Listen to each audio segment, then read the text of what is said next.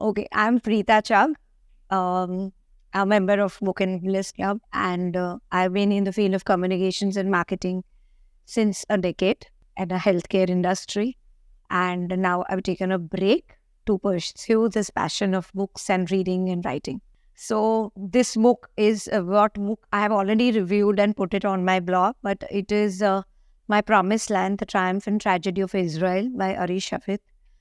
It was on my TBR from a long time, but with the trouble situation right now in Israel, I was very tempted to get it immediately.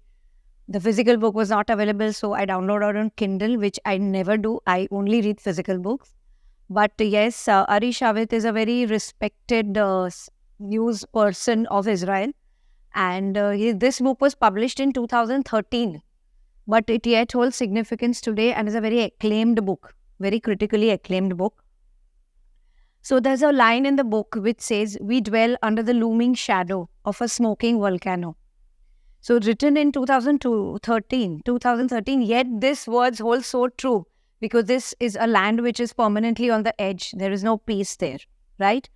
A Promised Land, The Triumph and Tragedy of Israel by Ari Shavit is a personal introspection of the author into this land's birth, occupation, existence, and survival. He writes in the beginning of the book that it is a personal odyssey of mine, and I'm a person bewildered by the historical drama engulfing this land. He's a proud Israeli. He makes no bones about that. He is very happy being an Israeli. It's nothing about Israel, Palestine. But he has no blinkers on. He's very well aware of the occupation and the intimidation the nation around us.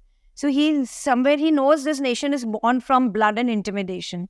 He condemns the brutality. In the book, he's condemned all the brutality inflicted and the forced occupation of the lands around. But he also says that was the need of survival of the community then. See, Israel is a very complex land born out of complexities. When they were facing Nazism, they fled there and everything. So we cannot say what is right, what is wrong. Right now, yes, we know there are wrongs, but it's a very complex situation. So there is a duality of the land's existence. In one side, there is intimidation. One side, there is occupation. They are being intimidated. They are occupying too.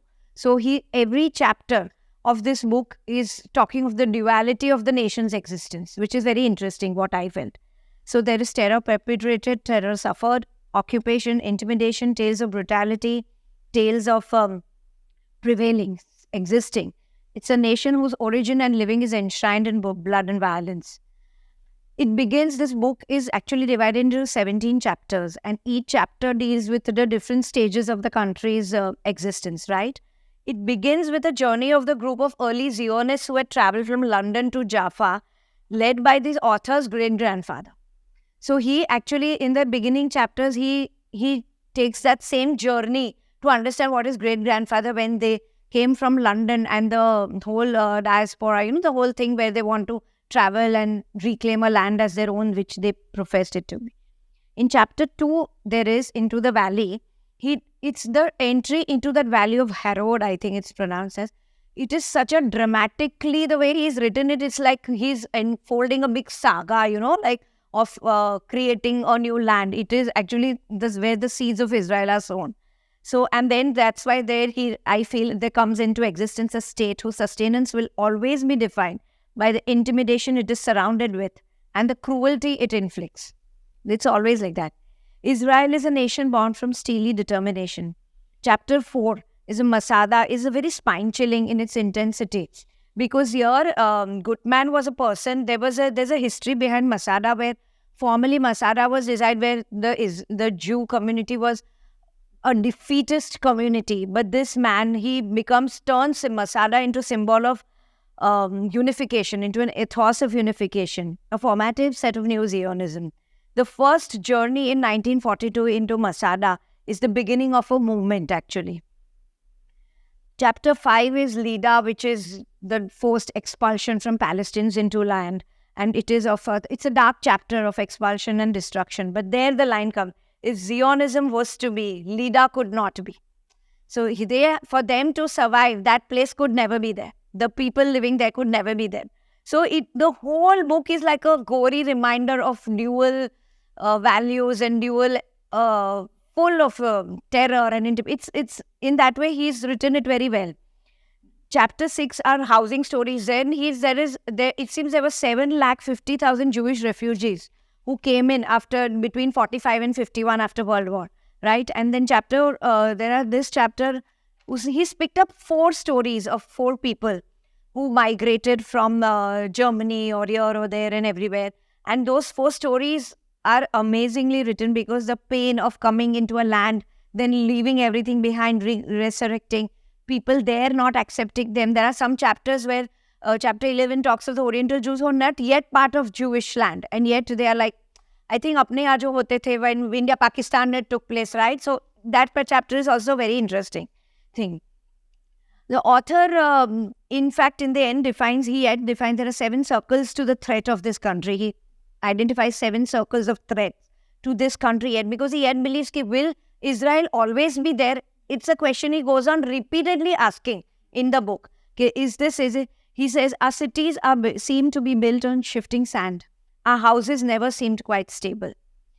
This book is somewhere, I feel, it's a very reflective book by the author, because he is, of course, proud of his land. But he's trying to, there are questions seeking the answers, the right questioning the wrong, and the light, it wants to embrace the dark, right? That is it. So he always says both occupation and intimidation make the Israeli condition unique. Intimidation and occupation are the 2 pillars of our condition. That's what he's right. He's self-questioning, he's self-explaining. It is like a catharsis of his inner conflict. This whole book, when you read it, his dilemma, his country's dilemma, and his adversary's dilemma too, because even they are there. So he's in the starting only written, although I oppose occupation, I'm responsible for the occupation. I cannot deny or escape the fact that my nation has become an occupying nation. The entire book, there are drama, there is tears, there is fear, but all the while I was reading as an outsider, not being a part of that region, I felt one thing, even looking to the current situation right now, which we don't want to get in because it's like a big another thing.